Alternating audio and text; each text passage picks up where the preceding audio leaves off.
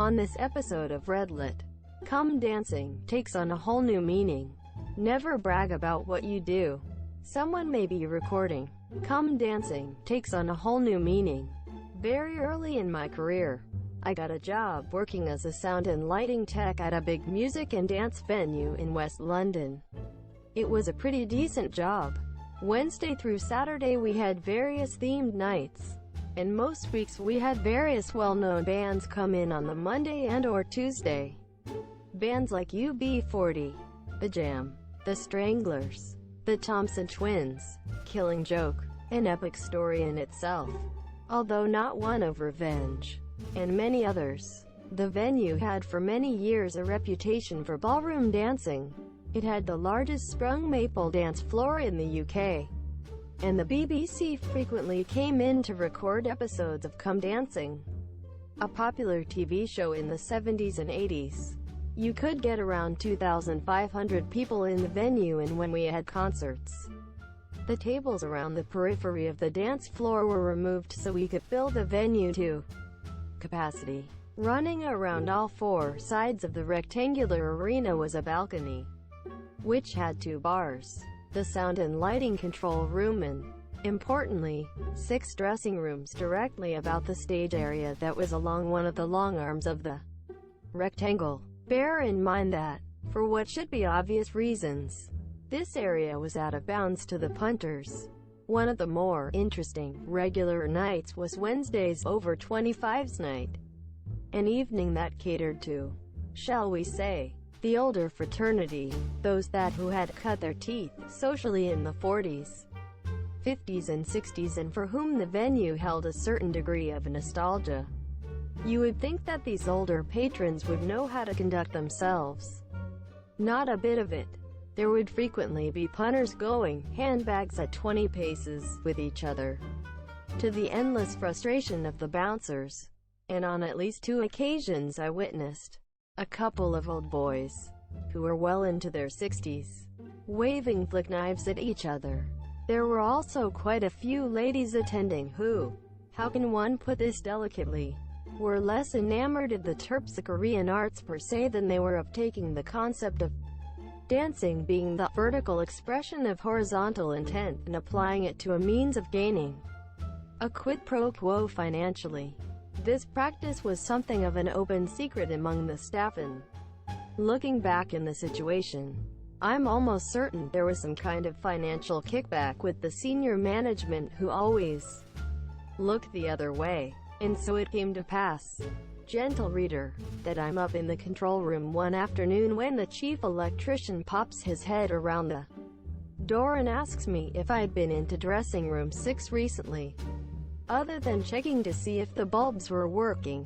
A matter of a few seconds, I said no. He then beckoned me to follow him. As you're intrigued, I trotted after him and went into dressing room 6, to be confronted by a rather odd sight.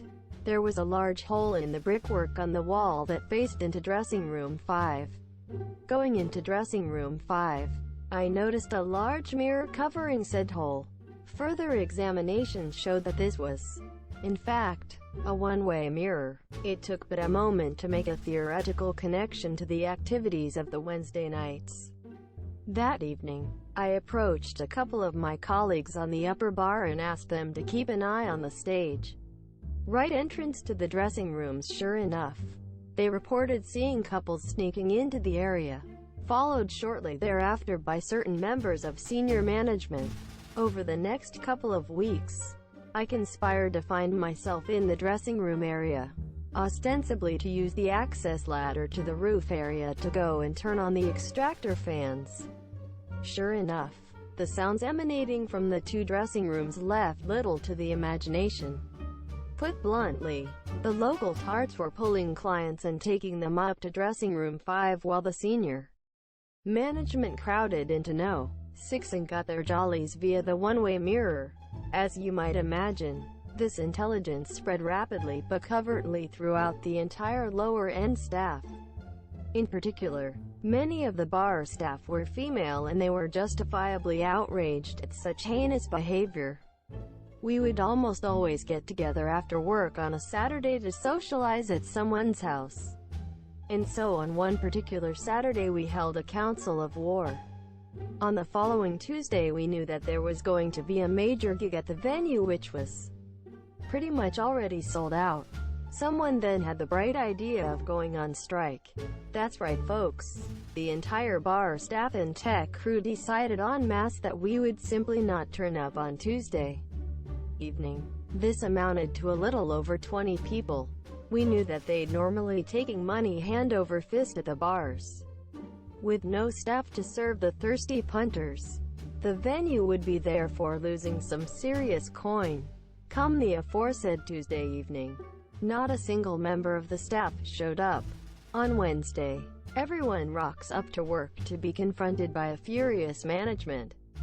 Boy, were they pissed. We learned that it had been absolute chaos, with the management and a few of the bouncers having to roll up their sleeves and serve behind the bars. Even with this, there was nowhere near enough staff to serve 2,500 people. They lost a fortune in bar sales. We were then all threatened with termination. A somewhat hollow threat, as if we had all been booted out there and then there'd be no one to serve or do any work that evening. It was then that we played our trump card.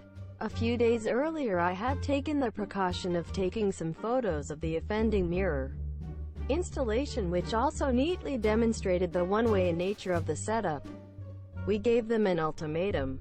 Either remove the mirror and block up the hole, or the whole set of photos would be sent to head office, where we felt sure the top brass would be very interested in the shenanigans perpetrated by senior management in one of their major venues. We also felt sure that the local police station, literally next doors, would express a similar interest in the goings-on. You could almost hear the air leaking out as the management bods visibly deflated right in front of our eyes. In short, our demands were met without question and no one got the sack. A few days later we found that the head honcho had moved on to pastures new and a new manager had taken over. Final score: venue staff 4, management 0. Never brag about what you do. Someone may be recording. So I was in high school from 2013 to 2017. Honestly, never want to go back. Wasn't a horrible experience, but just boring. It's been so long since this happened and I never thought to post it online even after watching so many Reddit YouTube readings. I was a part of a club competition swim team from 2012 to 2017. I left because I blew out both my shoulders in 2014. But in 2013-14, I was a force to be reckoned with. My fastest 50 yards freestyle split is 23 seconds for anyone wondering. I am a guy. I'm going into high school and think that since I was a good swimmer that I should join the swim team freshman year. My goal was to letter in swimming as a freshman. At my school, this was very hard to do since you had to qualify and compete at TISCA in at least 2 events. I accomplished all this, including making varsity, and still have the letter jacket today as a reminder of what I can do if I put my mind to it. I was the second fastest on the team, only to a guy who managed to break at least 4 school records held for over 30 years. As you could imagine, a bunch of sophomores getting shown up by a puny freshman doesn't boost morale, and this made me a target. See, they had been through a lot of hazing, but getting slapped open palm as hard as possible on the starting block, stealing items, a lot of NSFW stuff, etc. as freshmen, so they decided that since they were big powerful sophomores, then they could do this stuff to me. A little more background. I'm stubborn. I'm also someone you don't like to screw with and will speak my mind. I've reprimanded my own store manager at Kroger before as a deli worker about closing expectations. I also graduated top 10% of my class instead of 5% merely because I was going for an associate's via dual credit. I'm also very legally savvy and know how to destroy someone legally. This means I also know how to cover my own trail. I am also a black belt. Took 4 years to get, and know a bunch of different martial arts styles. And at the time, I had only gotten that belt a year prior and was still in pretty good shape. I knew how to destroy someone physically and legally. So now for the big story. We have 3 to 4 hours practice sessions after classes conclude, so I'm pretty tired. We also have an ultra dirty and dilapidated locker room here since I like to keep my stuff untouched. I used a 4-digit padlock. Let's say my house number was 1, 2, 3, 4. My combo was 4, 3, 2, 1. No one knew where I lived and had never vocalized my address previously. I always hid the lock when I was putting the combo in and always jumbled the numbers up afterwards. I also forgot to mention that I have an old, but decently expensive hiking backpack with tons of pockets for my stuff. I couldn't fit it in the locker, so I usually just left it out zipped. Well, one day, I come back to my locker soaking to find 2 things. 1. A mysterious whitish clear substance on my backpack, and in my locker 2. My lock was missing, so I start piecing stuff together and I get pissed. There was a hand lotion bottle nearby, but knowing the cretin who orchestrated this, I won't say him is here, relieving himself. Was out of the question. I start asking questions like, where's my lock? To which someone graciously replied that it was in the toilet. I then demand he return it to me. He's back in about 10 seconds with the mystery substance coating it as well. I dry off and put on my clothes. Disgusted, I leave the locker room, but I had an idea. I learned that audio evidence is the silver medal of evidence you can have. Video and audio is the gold. My state is a single-party consent state, which means that you can record audio of someone without needing to get their permission. You also can't record on public school grounds. But this was at 4:30 p.m. way after school had ended session for the day.